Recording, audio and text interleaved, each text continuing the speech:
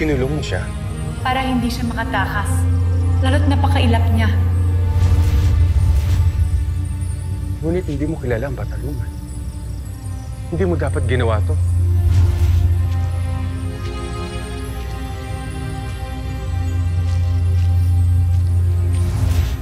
Halia?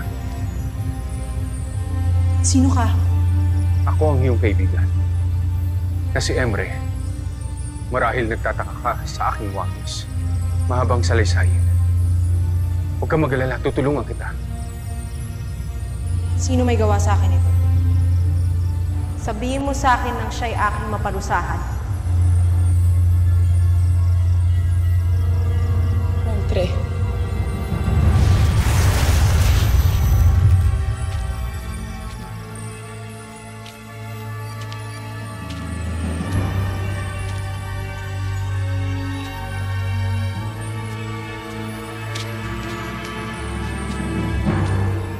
Inuulit ko, sino may gawa sa akin ito? Ako, Bataluman. Lapastangan! Huwag pa magalit sa kanya, Halia. Nagawa lamang niya ito. Dahil kailangan namin ng tulong niya. Kaya pakiusap. Makinig ka sa isasalaysay ko sa'yo. At tinapon nila ako dito sa Encantadia. At doon ko hinanap si Cassiopeia para humingi ng tulong sa kanya. Para mahanap ka, Halia. Kaya, Poltre, kung kinakailangan kanyang bihagin. Paumanhin, Bataluman. Humihingi akong muli ng kapatawaran at tulong upang magawa naming madaig ni Emre ang 3 batalan na naghahari ngayon sa Devas. Lalo't wala na kaming panahon ni Emre upang magtagal pa rito sa Encantadia.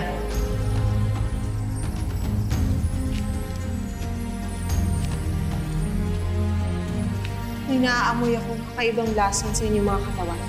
Yan ay kamandag ni Emre na may kasamang sumpa na maaari namin kamatay.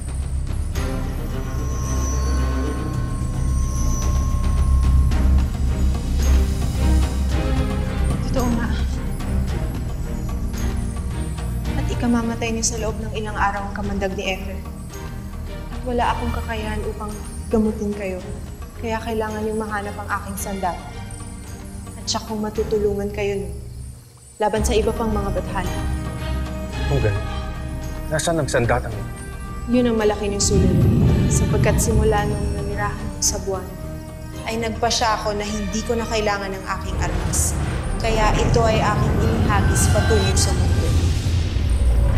Kaya hindi ko na alam kung saan ang nakarating ang aking sandata.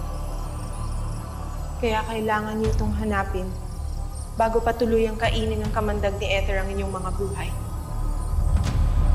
Mawalang galang na, Batalumang Halia.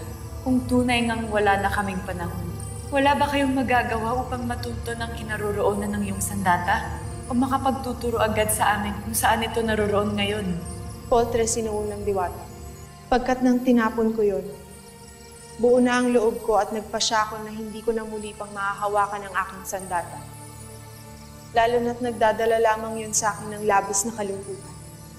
Kaya pa umanhin kung hindi ko na kayo matutulungan pa. Hindi bali, Halia. Malaking tulong pa rin ang iyong pagtugon sa amin.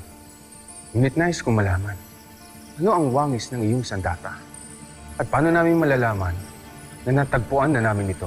Pagmasdan at ipapakita ko sa inyo ang wangis nito.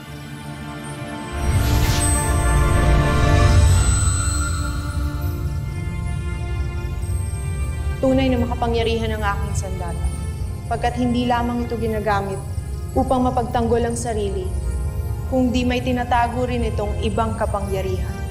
Sa sandaling matagpuan nyo ito, kusa itong lalapit sa inyo kung tatawagin nyo ito sa katawagang Tehar. Bakit ganun ang pangalan nito? Mahabang salaysayin, Diwata. Hindi ko naibig pang isalaysay sa inyo, pagkat magbubukas lamang ito ng isang masakit na alaala sa akin. Ganun pa man, pinagdarasal ko sa pinakamataas na bathala. Naway mahanap niyo ang aking sandata upang matulungan kayo nito. Kung gano'n, hindi ka na namin gagampalain pa. Abisala, Eshma.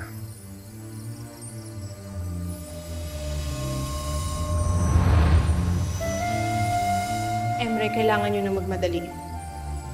Mabilis na kumakalat ang kamandag ni Ethel sa inyong mga katawan at wala na kayong panahon na dapat pang aksayahin. Hindi magtatagal at patutuyuin nito ang inyong mga laman loob at balat. Mahihirapan na rin kayong kumilos at huminga. Emre, Gagawin kayong bato ng laso ni Ethel hanggang kayo ay tuluyan ng bawian ng buhay.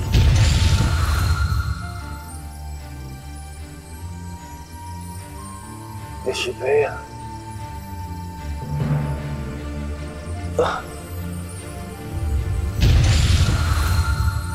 Krishna.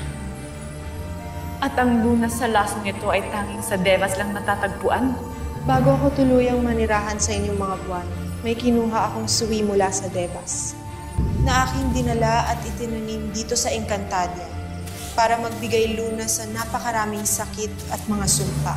Isa itong halamang puno na batid kong mapapakinabangan ng lahat ng mga engkantado. Ikaw pala nagdala ng puno ng buhay dito sa Encantadia na binabantayan noon ni Evades. Noon?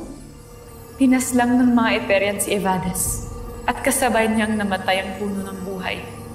Kung ganon, ang tanging puno ng buhay na nasa Devas, ang tanging niyong pag-asa. Kailangan niyo na magmadali. Hanapin niyo ang aking sandat. Bawiin niyo ang Devas nang makuha niyo pang gamutin ang laso na ipinasok ni Ethel sa inyong mga katawan. Arisala Eshma, badaling mga haliya.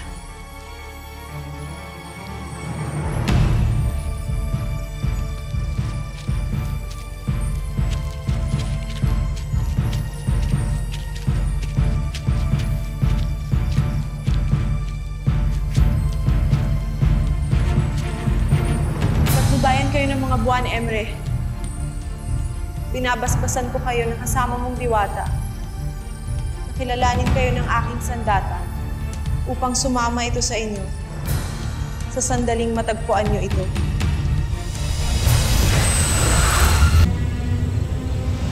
Nanaya! Alena!